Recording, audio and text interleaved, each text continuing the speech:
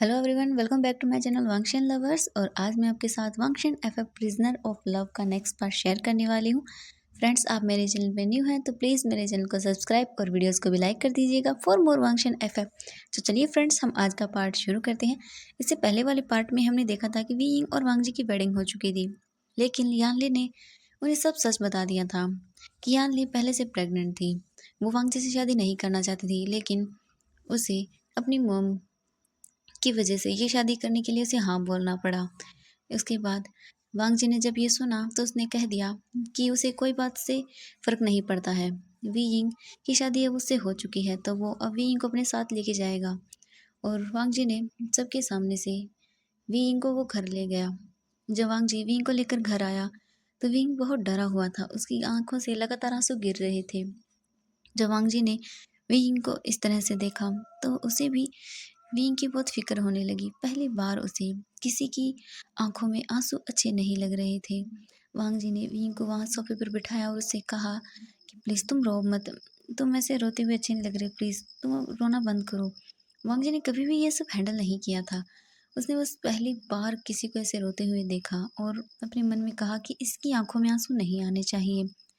उसके बाद वांग जी ने विंग से कहा कि उसका नाम क्या है, लेकिन विंग ने कुछ भी नहीं कहा। वो बोलता भी तो कैसे? विंग बहुत डर रहा था। उसे ये सब कुछ भी समझ नहीं आ रहा था और वो अपने मन में बस अपने सीजे का नाम ले रहा था और बोल रहा था, सीजे प्लीज़ आप वापस आ जाइए, I am sorry CJ, please मुझे बचा लीजिए, सीजे मुझे यहाँ नहीं रहना, प्लीज़ मेरे पास वापस आ जाइए, सीजे प्लीज़ मुझे यहाँ से ले जाइए। विंग तो बस अपने आप के अंदर ही बिजी हो गया था। वो अपने आप से बोल रहा था। फिर उसने कहा, तुझी प्लीज़ प्लीज़ मेरे पास आ जाओ, प्लीज़ मेरे पास आ जाओ तुझी, प्लीज़ मुझे यहाँ से लेके जाओ, प्लीज़ मुझे यहाँ नहीं रहना, प्लीज़ सीजे। और वो इसकी आंखों से लगातार आंसू गिर रहे थे। तभी वांग जी ने वी यिंग की ओर देखा और कहा कि रोना बंद करो, लेकिन वी यिंग तो नहीं सुन रहा था कुछ भी। इसके बाद वांग जी को और भी ज़्यादा गुस्सा आने लगा और वो फ्रस्ट्रेट होने लगा। उसने खड़े होते हुए कहा, चलो मेरे साथ। तो वी यिंग उसकी ओर देखने लगा। वी यिंग ने कुछ भी नहीं सुना और वो फिर से रोने लगा। वांग जी ने विंग का हाथ पकड़ा और उसे अपने साथ खींचकर ले जाने लगा, लेकिन विंग खुद को छुड़ाने की कोशिश कर रहा था। वांग जी नहीं माना। वांग जी विंग को एक रूम में लेकर आया और उसने एक मेड से कहा कि जल्दी जाओ, इसके लिए खाना लेकर आओ। तो वो मेड बोली, जी सर। इसके बाद वो मेड वहाँ से चली गई और वांग जी विंग को उस रूम के अंदर लेकर आया और उसे वहाँ बेड पर पुश कर दिया। विंग सीधा जाकर उस बेड पर गिर गया। जैसे ही वी यिंग बेड पर गिरा, उसने यहाँ से भागने के बारे में सोचा। वी यिंग जल्दी से बेड से उतरा, उस रूम से बाहर निकलने की कोशिश करने लगा। तो वांग जी ने कहा, oh my little omega wife, तुम यहाँ से भागने की कोशिश कर रहे हो? ये तो बहुत गलत है। तुम अपने हस्बैंड को छोड़ के कैसे जा सकती हो? तुम्हारी तो अभी अभी मुझसे वेडिंग हुई है। अगर तुम इस तरह करोगे तो फिर मेरा क्या होगा? माय लिटिल ओमेगा, अगर तुमने ऐसे ही किया दोबारा तो मुझे गुस्सा आ जाएगा और मैं नहीं चाहता कि मैं अपना वो रूप तुम्हारे सामने लेके आऊँ। तुम मुझे छोड़ के जाने के बारे में या यहाँ से भागने के बारे में सोचना भी मत, ठीक है? जब विंग ने ये सुना तो वो और भी ज़्यादा डर गया और वो जल्दी से गेट की ओर जाने लगा। तो वांग जी ने विंग का फिर से हाथ पकड़ा और उसे दोबारा बेड पर पुश कर दिया और कहा कि तुम यहीं रहना, मैं अभी आ रहा हूँ। अगर मैं यहाँ आया तुम मुझे यहाँ नहीं मिले और तुमने यहाँ से भागने की भी कोशिश की तो देख लेना कि तुम्हारे साथ क्या होगा, ठीक है? मुझे वो सब करने पर मजबूर मत करो। इसके बाद वांग जी उस रूम से बाहर चला, धीरे से डोर को बंद कर दिया और वहाँ अंदर विंग फिर से बेड पर बैठकर रोने लगा और अपने मन में बोलने लगा, सीजे प्लीज़ आप आ जाइए, प्लीज़ मुझे यहाँ अकेला मत छोड़िए, मुझे बहुत डर लग रहा है सीजे। विंग ऐसे बोलते बोलते ही वहाँ बेड पर लेट गया और वहाँ दूसरी तरफ यान ली वहाँ सबसे बोल रही थी कि प्लीज़ मेरे भाई के साथ ऐसा मत करो, उसे कहो वो प्लीज़ मेरे भाई को वापस दे दे। उसने तभी यानली ने कुछ सोचा और वो लैन चिरन के पास गई और कहा कि वांग जी मेरे ब्रदर को कहाँ लेकर गए, प्लीज़ मुझे बताइए वो कहाँ लेकर गए हो उसे। तो लैन चिरन ने कहा कि वो शायद अपने न्यू मेंशन लेकर गया होगा, उसने कहा था कि वो हमारे साथ नहीं रहना चाहता। तो यानली ने कहा, मुझे बताइए उसका एड्रेस बताइए, प्लीज़ मुझे बताइए, मैं अपने भाई को ऐसे नहीं देख सकती हूँ। उसके बाद लैंचरन ने कहा कि देखिए मिस यानली, हम ऐसे वहाँ नहीं जा सकते, वांग जी ये बिल्कुल भी बर्दाश्त नहीं करेगा। लेकिन यान्नी ने कहा कि मुझे मेरा भाई चाहिए, मुझे उसके अलावा कोई नहीं चाहिए, वो मेरे लिए सबसे ज़्यादा इम्पोर्टेंट है, प्लीज़ मेरी बात का यकीन कीजिए। वी यिंग वो सब नहीं देख पाएगा, वी यिंग नहीं तो बोल सकता है, वी यिंग बोल भी नहीं सकता है। जब लैंचेन ने ये सुना तो वो और भी ज़्यादा डरने लगे। उन्होंने सीजन से कहा कि सीजन तुम जल्दी करो, हम वहाँ जाना होगा। अगर वो लड़का बोल नहीं सकता तो ये बहुत मुश्किल होगा, क्योंकि वांग जी बहुत गुस्से वाला है। अगर वांग जी ने उसे कुछ पूछा तो वो कुछ बता भी नहीं पाएगा, और इससे वांग जी को और भी ज़्यादा गुस्सा आएगा और न जाने वो गुस्से में क्या कर देगा। ओह नो सीजन, प्लीज़ जल्दी एक काम करो, उसके घर का एड्रेस पता करो और चलो यहाँ से जल्दी। तो यान लिक घबराने लगी और बोली, प्लीज़ मेरी मदद कीजिए, मेरा भाई ये सब नहीं देख पाएगा, ऑलरेडी वो बोल नहीं सकता है, न जाने वो किस तरह से रिएक्ट कर रहा होगा। वो अब तक तो खुद की बहुत बुरी हालत कर ली होगी उसने, प्लीज़। इसके बाद जियांग फैंगमियान यानली के पास आए और उन्होंने कहा, यानली ये सब तुम्हारी गलती है, तुमने सब जानती हुई भी वी इनके साथ वो क्यों किया। तो यानली ने कहा, आई एम सॉरी डैड, मुझे माफ़ कर दीजिए कि मैंने वी इंग को वहाँ जाने के लिए कहा। अगर मैं ऐसा नहीं करती तो मुझे वांगजी से शादी करनी पड़ती, क्योंकि मॉम नहीं मानती और वो मेरी वांगजी से शादी करवा देती। तो अंकल फेंगमैन ने कहा, यानली एक बार तुमने मुझसे तो बात की होती, अगर तुमने ये मुझे पहले बताया होता तो मैं सब कुछ संभाल चुका होता, लेकिन अब तुमने उसकी जान को खतरे में डाला है। तुम नहीं जानती कि वांग जी एक गैंगस्टर भी है, अगर किसी ने उसकी बात नहीं मानी तो न जाने वो क्या करेगा। तो यानले ने कहा, आई एम सॉरी डैड, लेकिन मैं विंग को ऐसे नहीं छोड़ सकती हूँ। तभी जैंग फेंगमैन ने कहा कि हम सबको वहाँ जाना होगा, मैं विंग को ऐसे नहीं देख सकता हूँ, न जाने मेरा बच्चा किस हालत में होगा वहाँ। इसके बाद वो सब कार में बैठे और उन्होंने लैन सिचेन की कार का पीछा करना शुरू किया, क्योंकि एक लैन सिचेन ही था जिसने वांग जी के घर का एड्रेस का पता लगाया था। वो सब बहुत डर रहे थे और वहाँ दूसरी तरफ मैडम यू तो बहुत गुस्से में आ रही थी। उसने अपने मन में कहा कि ये एक नौकर कैसे इतनी बड़ी फैमिली का मेंबर बन सकता है, मैं ऐसा नहीं होने दूंगी, मैं उसे वापस वहीं लेकर आऊँगी, वो ऐसा नहीं कर सकता, वो इतनी बड़ी फैमिली को डिजर्व नहीं करता, वो तो सिर्फ एक नौकर बनने के लायक ही है। मैडम यू ने ये सब सोचा और उसने कहा कि मैं तुम्हें अपने साथ लेकर ही आऊँगी। और वो 1 घंटे बाद सब लोग वहाँ वांग जी के मेंशन के पास पहुँच गए। तभी उन्होंने गार्ड ने उन्हें अंदर नहीं जाने दिया। तो लैंसेजर ने कहा कि मैं उसका बड़ा भाई हूँ, तो क्या तुम लोग भूल गए। तो उन गार्ड ने कहा कि हाँ सर हम जानते हैं, लेकिन उसने कहा लेकिन क्या, जल्दी से गेट को ओपन करो।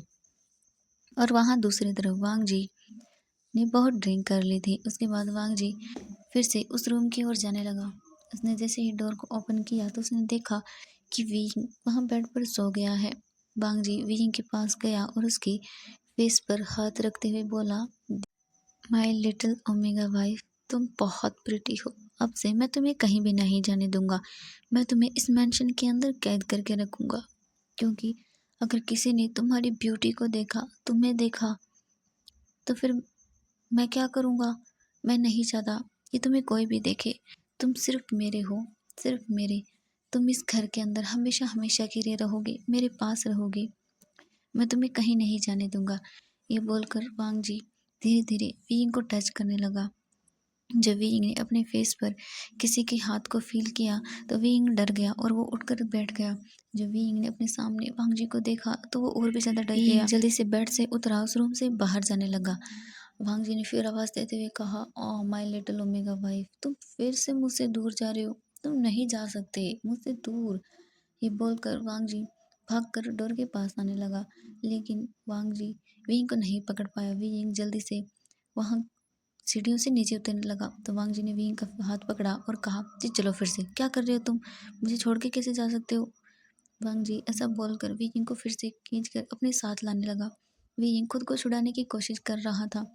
तभी विंग ने अपनी सीजे की आवाज़ सुनी जो वहाँ चिल्ला रही थी, विंग कहाँ हो तुम। जब विंग ने अपनी सीजे की आवाज़ को सुना तो विंग पेड़ियों से नीचे की ओर देखने लगा, जहाँ गेट से उसकी सीजे मेंशन के अंदर आ रही थी। जब वीइंग ने अपनी शिजे को देखा तो वीइंग बहुत खुश हो गया। उसने जल्दी से वांगजी से अपना हाथ छुड़ाया और सीढ़ियों से नीचे उतरने लगा। वीइंग बिल्कुल भी ध्यान नहीं दे रहा था कि वो सही से उतर रहा है या नहीं उतर रहा। वीइंग को तो बस अपनी शिजे दिख रही थी जो उसका नाम ले रही थी।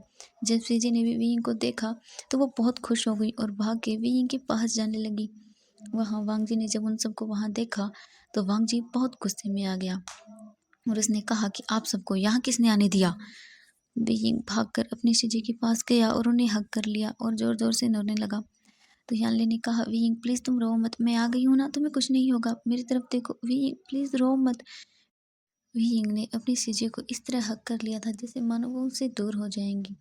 यानली ने कहा, वीइंग प्लीज मैं तुम्हारे साथ हूँ, तुम्हारे पास हूँ, प्लीज रो मत, ठीक है, शांत हो जाओ। लेकिन वीइंग ने अपनी शिजी को नहीं छोड़ा और उसे और भी ज़्यादा टाइटली हग कर लिया। यानली धीरे धीरे वीइंग को शांत करवा रही थी।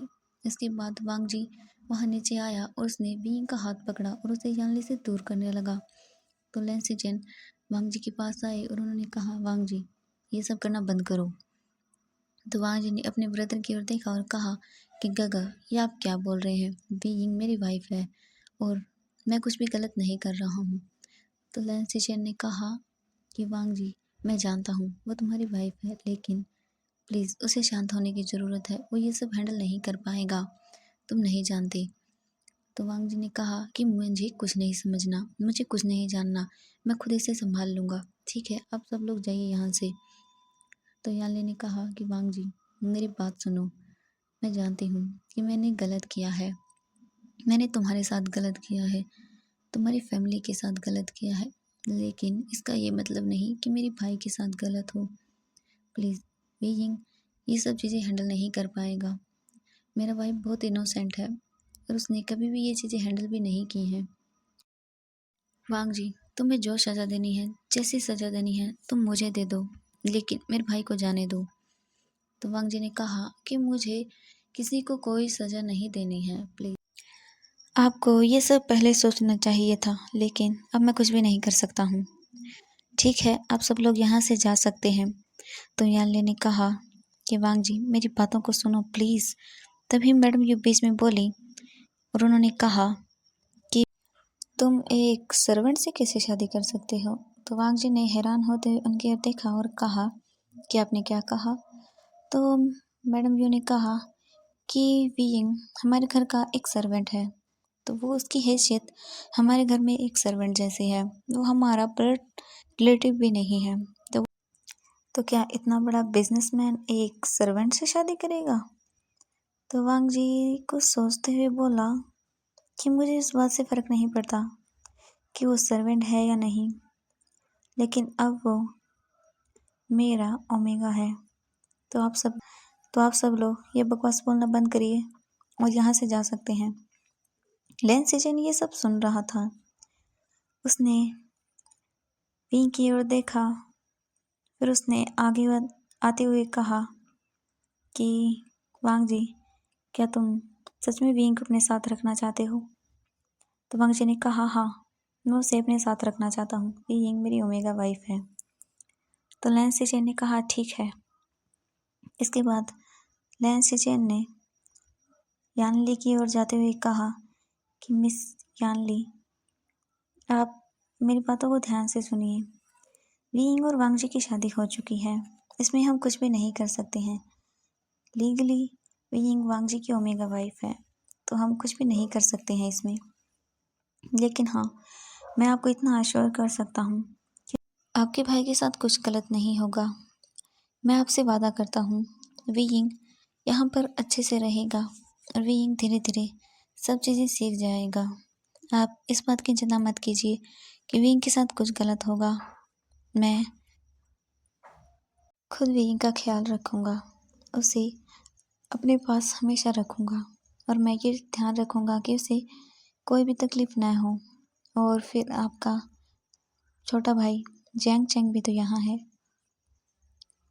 तो जैंग चैंग ने कहा कि हाँ सीजे, आप चिंता मत कीजिए, अगर ऐसी बात है तो मैं वीइंग का ख्याल रखूँगा।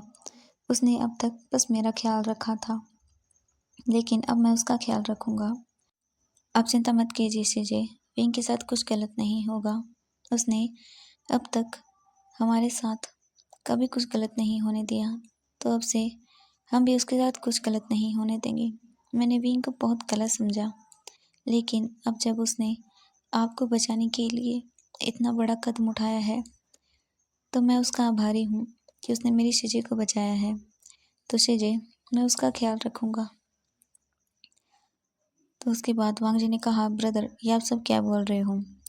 लैन सिचेन वांग जी के पास गया और उसने कहा कि वांग जी, आज से मैं और जियांग चैंग और अंकल हम सब यहाँ रहने वाले हैं, या फिर तुम हमारे साथ हमारे वापस उस मैंशन में चलो।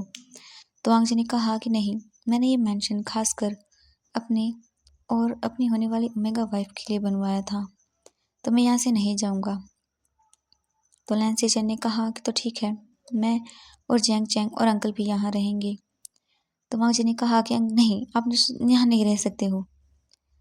तो लैन सिचेन ने कहा कि वांग जी, तुम किसे मना कर रहे हो? तो वांग जी ने अपने सिर को नीचे किया और कहा, आई एम सॉरी गगा, ठीक है, जैसा आप ठीक समझे। यानली ने वेइंग के फेस की तरफ देखा और बोली, वेइंग, क्या हो तुम्हें? वेइंग बेहोश हो गया था। जब वांग जी ने ये देखा कि वेइंग की आंखें बंद हैं, तो वो भी डरने लगा। वांग जी जल्दी से यानली के पास आया और उसने वेइंग को अपनी गोद में लिया और उसे रूम के अंदर ले गया। तो यानली ने कहा, आचिंग, प्लीज़ वेइंग का ख्याल रखो, उसे क्या हो रहा है? तो लैन सिचेन ने कहा कि मिस यानली, आप चिंता मत कीजिए, सब ठीक हो जाएगा। इसके बाद 1 घंटे बाद वेइंग ने अपने आइज़ को ओपन किया। वेइंग ने देखा कि वो फिर से उसी रूम के अंदर है। वेइंग उठकर बैठ गया। उसने देखा कि रूम का डोर बंद है और वहाँ आसपास भी कोई नहीं था। वेइंग बेड से उठा और वो सोचने लगा अपने मन में कि नहीं, वो ऐसा कुछ भी नहीं होने देगा, वो यहाँ नहीं रह सकता। वेइंग बहुत डरने लगा और उसने अपने मन में कहा कि तुसी, तुम मुझसे दूर क्यों हो? मैं तुम्हें वापस अपने पास ले आऊँगा, मैं तुम्हारे पास आ रहा हूँ। उसने सोचा कि उसकी सीजे उसे यहाँ छोड़ के चली गई। वेइंग ने कहा कि वो यहाँ नहीं रहेगा। उसने देखा कि एक खिड़की वहाँ से ओपन है। वेइंग उस खिड़की के पास गया और उसने नीचे देखा, तो वहाँ नीचे एक बालकनी थी और उसके पास एक सीढ़ी लगी हुई थी, जो कि घर को डेकोरेट करने के लिए लगाई गई थी। वेइंग उस खिड़की से बाहर निकलने की कोशिश करने लगा और उसी चक्कर में वेइंग के हाथ पर खून भी आने लगा, क्योंकि वहाँ पे डेकोरेशन की सामान होने की वजह से कांच का टुकड़ा लगा हुआ था, जिससे वेइंग का हाथ कट गया और उसे वहाँ से खून निकलने लगा। वेइंग ने अभी तक वही रेड वेडिंग के क्लॉथ पहने हुए थे, जिससे उसे वहाँ से उतरने में भी बहुत मुश्किल हो रही थी। वांग जी का रूम ज़्यादा ऊपर तो नहीं था, इस वजह से उसे ज़्यादा डिफ़िकल्टी नहीं हुई। वेइंग जल्दी से उस बालकनी के अंदर कूद गया और उसने अपने क्लॉथ को ऊपर किया और उस सीढ़ी से नीचे उतरने लगा। वेइंग डरते हुए उस सीढ़ी से नीचे उतरा और जल्दी से भागने लगा वहाँ से। फिर उसने देखा कि वहाँ गेट के पास कुछ बॉडीगार्ड्स हैं, तो वेइंग वहीं एक पेड़ के पीछे छुप गया। उसके बाद वो बॉडीगार्ड्स आपस में बात करने लगे और उन्होंने कहा कि तुम्हें पता है, जो बॉस की ओमेगा वाइफ है ना, वो बहुत प्रिटी है। तो दूसरे ने कहा कि क्या? हाँ, मैं तभी सोचूं हमारे बॉस उस ओमेगा के लिए इतने पॉजेसिव क्यों हो, और अपने बॉस तो है ही परवर्ट। तुम नहीं जानते, उसने न जाने कितने ओमेगाज के साथ अपने नाइट को स्पेंड किया है, और अब इनकी इतनी प्रिटी और क्यूट वाइफ है, तो ऑब्वियसली वो उसके साथ भी यही करेंगे। जब विंग ने ये सुना तो वो और भी ज़्यादा डर गया और उस दूसरे बॉडीगार्ड ने कहा कि हाँ, तुमने सही कहा, वैसे भी वो उसके लिए एक सेक्सुअल टॉय बन के रह जाएगा, क्योंकि वो किसी से भी इंसान प्यार नहीं करता है। उसके पास उस बॉडीगार्ड ने कहा कि हाँ चलो, वैसे भी कोई यहाँ नहीं आने वाला है, तो हम थोड़ी देर के लिए आराम कर लेते हैं और यहाँ पास में बैठ जाते हैं। तो उसने भी कहा ठीक है। उसके बाद वो दोनों वहाँ से अंदर की ओर चले गए और वहाँ कुछ चेयर पड़ी थी, वहाँ जाकर वो बैठ गए और एक दूसरे की तरफ इसी तरह बातें करते हुए देखने लगे। तो विंग को मौका मिल गया और विंग जल्दी से उस गेट से बाहर निकल गया सड़क पर और दौड़ने लगा। वी यिंग को भागने में थोड़ी तकलीफ हो रही थी क्योंकि उसने अभी भी वेडिंग क्लॉथ पहने हुए थे। वी यिंग उस सड़क पर भागता गया। उसने बिल्कुल भी नहीं देखा कि सामने आसपास क्या हो रहा है। बस उसे वापस अपने घर जाना था, अपनी सीजी के पास जाना था, अपनी तूसी के पास जाना था। और वहाँ दूसरी तरफ वो सब हॉल में बैठे हुए थे। तभी वांग जी ने कहा कि अभी ये ठीक होगा, मैं उसे चेक करके आता हूँ। तो यानले ने कहा कि ठीक है, मैं भी तुम्हारे साथ चलूँगी। तो वांग जी ने कहा ठीक है। इसके बाद वो दोनों रूम की ओर जाने लगे। जब वांग जी रूम के पास पहुंचा तो उसने डोर को ओपन किया और वो अंदर गया। तो उसने देखा कि बेड पे कोई नहीं है। वांग जी फिर वॉशरूम की ओर गया और यानली वीइंग को ढूंढने लगी। फिर उसने कहा कि वीइंग कहाँ गया यहाँ से। तो वांग जी ने कहा मुझे नहीं पता, वीइंग तो यहीं था। उसके बाद वांग जी की नज़र उस खिड़की पर गई जो कि ओपन थी और वांग जी भागकर उस खिड़की के पास आया और उसने देखा कि वहाँ एक कांच पर थोड़ा ब्लड भी लगा हुआ है। तो वांग जी ने चिल्लाते हुए कहा कि वीइंग, जे तुमने ठीक नहीं किया, अब देखना मैं क्या करने वाला हूँ। तुमने यहाँ से भागने की हिम्मत भी कैसे की। तो यानले ने कहा कि वांग जी प्लीज़ उस पर ये सब चिल्लाना बंद करो, प्लीज़ मेरे भाई को ढूंढो, वो ज़रूर घर गया होगा। तो वांग जी ने कहा कि तुम नहीं जानते ये किस तरह का इलाका है, तुम्हें समझ में आ रहा है। वीइंग यहाँ से भाग गया है, न जाने वो किस मुसीबत में पड़ेगा अब जाकर। वांग जी उस रूम से बाहर जाने लगा। तभी यानले ने कहा कि वांग जी उसे जल्दी ढूंढो, वीइंग बोल नहीं सकता है। अगर किसी ने उसके साथ कुछ गलत भी किया तो वो खुद को बचा भी नहीं पाएगा। जब वांग जी ने सुना तो कहा क्या। तो यानले ने कहा हाँ, वीइंग बोल नहीं सकता है, इसीलिए मैं उसकी इतनी फिक्र करती हूँ और मैं इसीलिए यहाँ आई थी। तो वांग जी ने कहा कि ये सब मुझे पहले क्यों नहीं बताया। तो यानले ने कहा लेकिन तुमने मेरी बातों को सुनना ही कहाँ समझा ज़रूरी। तो वांग जी ने कहा ठीक है। वांग जी ने अपने फ़ोन निकाला और कहा कि तुम सब लोग कहाँ हो, अभी के अभी वीइंग को ढूंढो वरना तुम सब लोग आज मेरे हाथों से मर। वांग जी भागकर अपने रूम से बाहर निकला और वो जल्दी जल्दी मैंशन से बाहर निकला। उसने अपनी कार को लिया और वहाँ से जाने लगा। वांग जी अपने मन में सोच रहा था वीइंग तुम एक बार मेरे हाथ लगो, फिर मैं तुम्हें बताऊंगा मेरी लिटिल वाइफ कितनी डेंजरस हो तुम तो। और वहाँ दूसरी तरफ वीइंग उस सड़क पर बहुत जोर जोर से भागे जा रहा था। वीइंग अब थक भी चुका था।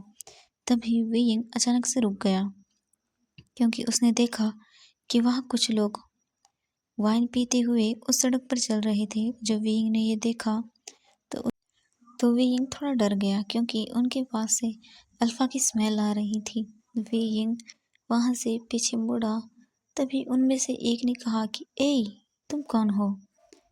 तो दूसरे ने कहा क्या, क्या हो गया। तो उसने कहा कि वहाँ देखो एक ओमेगा है।